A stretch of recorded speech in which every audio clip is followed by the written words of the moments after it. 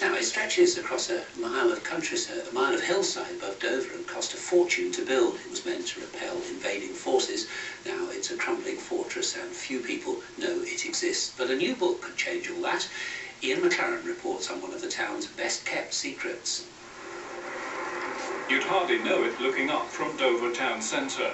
But there's a fortification on the hills to the west of the town, once considered the strongest and most elaborate in the country. The 19th century fortress on the western heights is a contrast to Dover's more visible medieval castle across the valley. Both were constructed to defend the country against the threat of an attack from France. When the castle was built, nothing could hit it.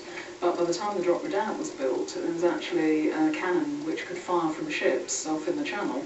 They deliberately buried it virtually in the hill. They altered the whole landscape of the western heights to sink it down into the actual hillside, and it was very effective. But not everyone was convinced of the need for the fort. One critic claimed it contained enough bricks to build a cottage for every labourer in Kent and Sussex.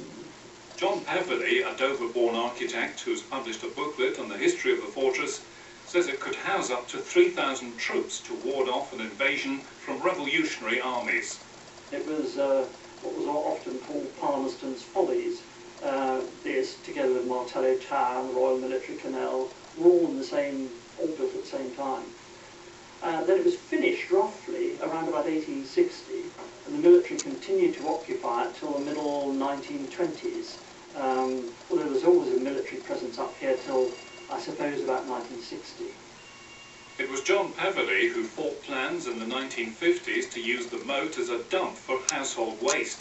Now it's hoped the fortress can be transformed into a tourist attraction.